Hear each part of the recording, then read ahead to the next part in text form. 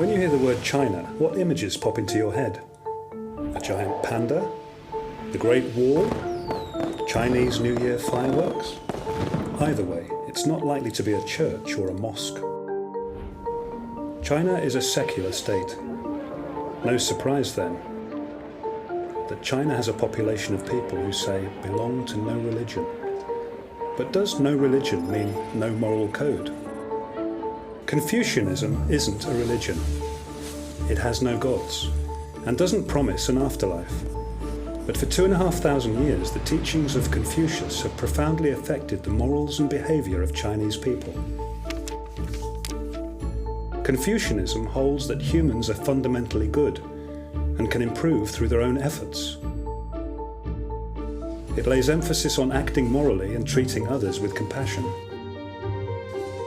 It sees the family as the foundation stone of community, and a harmonious society as the greatest good. Chinese citizens have the constitutional right to follow a religion if they wish, and many religions have emerged and flourished here.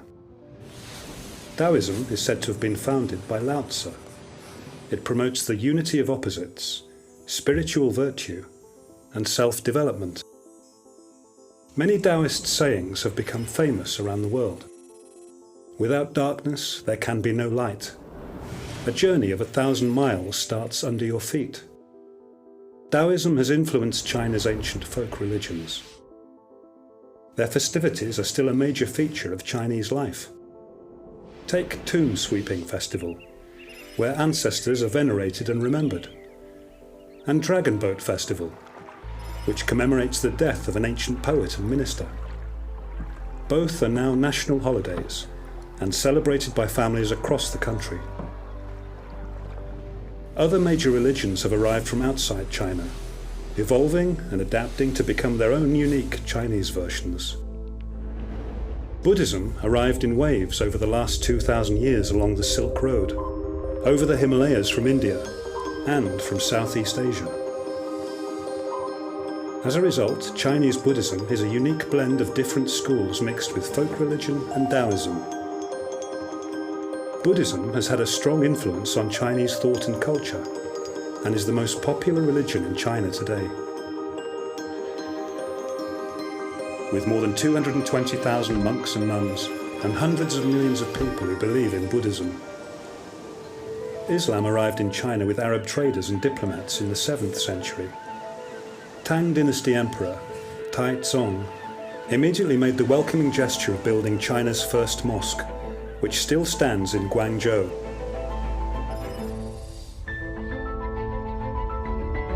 Today Muslims are distributed through China, especially in areas inhabited by ethnic minorities, like the Hui, who speak Mandarin and live mainly in the north and west. China is a multi-ethnic, multi-religious civilization, and there are around 23 million Chinese Muslims. The rise of Christianity is the real surprise. Christians first settled in China as early as the 700s, but numbers were small until the 20th century. Today, it's growing fast, with around tens of millions of Chinese Christians. In terms of belief, Chinese Christianity is the same as Christianity elsewhere, but the church administration is handled independently by the Chinese authorities. Despite this long-standing religious diversity, China has never suffered the cataclysm of religious wars.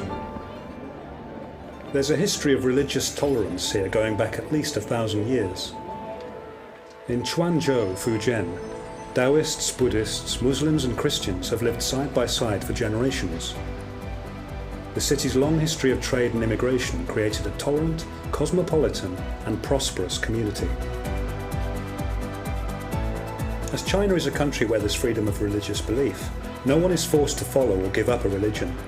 The government offers equal public services and social security, whether citizens are believers or not. For example, all monks and nuns in Xizang now get a basic living allowance, health insurance, and a pension. In some places, the government has put regulations in place to support the production of halal food. Annually, aided by a medical team, more than 14,000 Chinese Muslims make the pilgrimage to Mecca. So when you think of China now, do some different images come into your mind?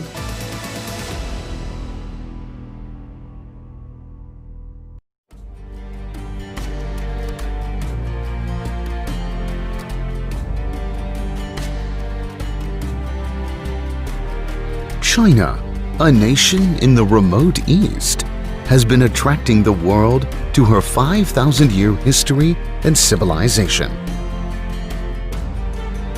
People come to trace her antiquity, but are more amazed by her unique creativity.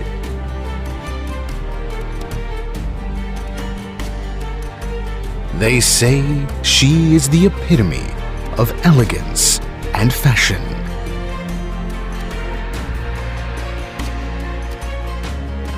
Your curiosity is sure to draw you in.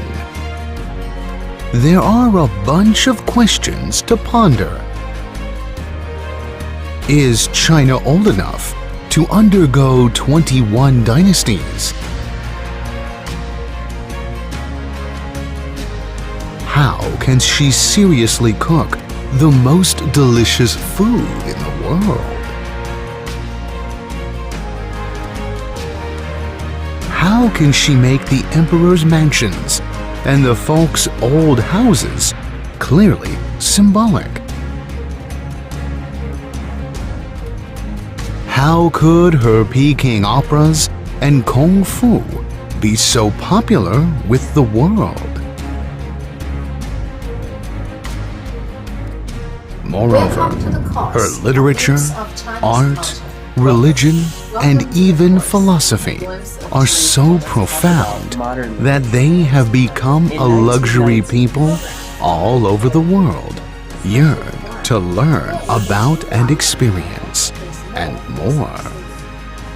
Chinese embroidery goes back over. Here is the Grand China.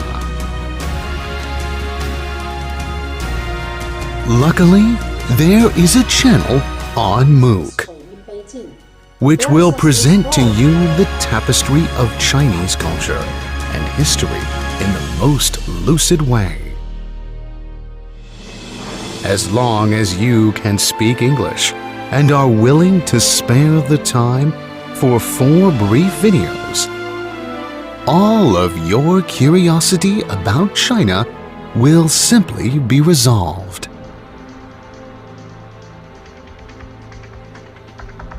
Your eyes will be contented with the feast of her beauty, and your brain will shine full of her abundance of wisdom.